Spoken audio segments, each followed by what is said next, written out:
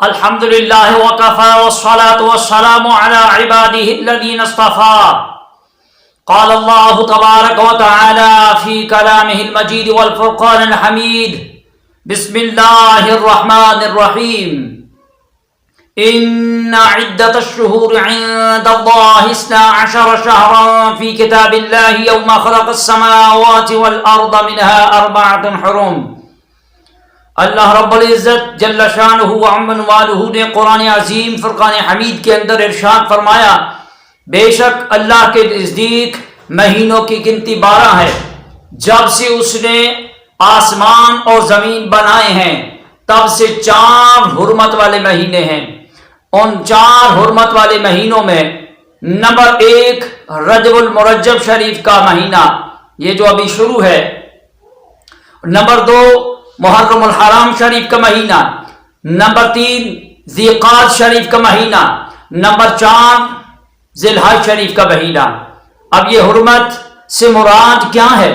حرمت سے مراد ان مہینوں کی تعظیم و توقیر کرنا ہے، اکرام کرنا ہے، احترام یا کہہ لو. اب یہ احترام، تعظیم و توقیر کے حوالے سے آپ کے سمجھنے کے لیے زمانہ جاہلیت سے ہی یاد رکھیے ان مہینوں کا اکرام کیا جاتا رہا، اور زمانہ جاہلیت سے ہی ان مہینوں کا احترام اس طرح کرتے تھے کہ ان مہینوں کے شروع ہونے سے پہلے اگر کسی کے ہاں لڑائی اور جھگڑے شروع ہوتے تھے، جیسے ہی یہ مہینے، ان مہینوں میں سے کوئی مہینہ بھی شروع ہو جاتا تو ان کے لڑائی اور جھگڑے ختم ہو جاتے تھے. اور یہاں تک کہ اگر ان مہینوں میں سے کسی مہینے میں کسی کے سامنے کسی کے باپ کا قاتل بھی آ جاتا تو وہ بھی بچ کر نکل جاتا تھا. اب اسی سے اندازہ لگا لیجئے کہ زمانہ جاہلیت سے ہی ان مہینوں کا کتنا اکرام و احترام تھا.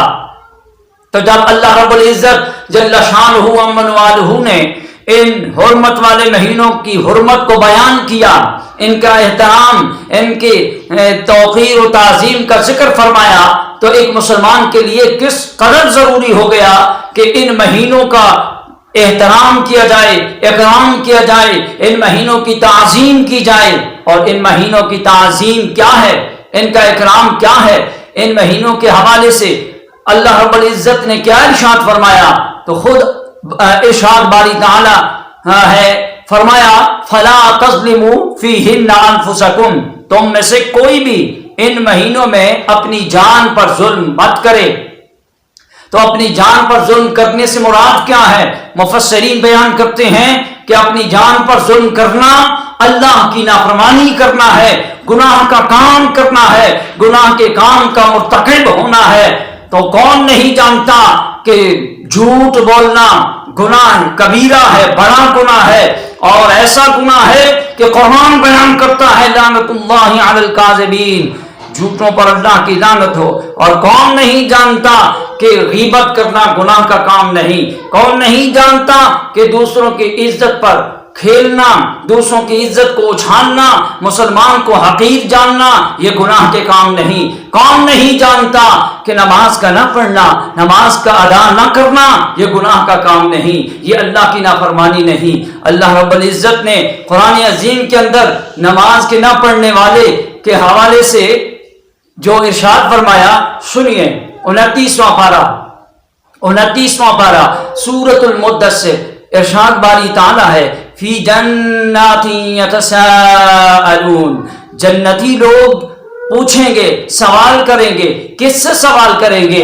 عن المجرمین، اللہ فرماتا ہے مجرمین سے، جہنمیوں سے پوچھیں گے. کیا پوچھیں گے؟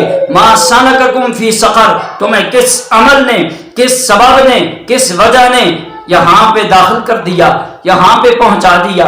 تو وہ جہنمی، وہ مجرم لوگ کہیں گے قالوا لم نک من المصلین، کہیں گے ہم نمبر 1 نماز نہ پڑھا کرتے تھے، نمبر 2 ولم نک نطعم المسکین، مسکین کو کھانا نہ کھلاتے تھے، اور نمبر 3 وَكُنَّا نَخُوضُ مَعَ الْخَائِضِينَ، اور بےہودہ باتیں کرنے والوں کے ساتھ بےہودہ باتیں کرتے تھے، اور نمبر 4 وَكُنَّا نُكَذِّبُ بِيَوْمِ الدِّينِ، اور قیامت کے دن کو جھٹلاتے تھے۔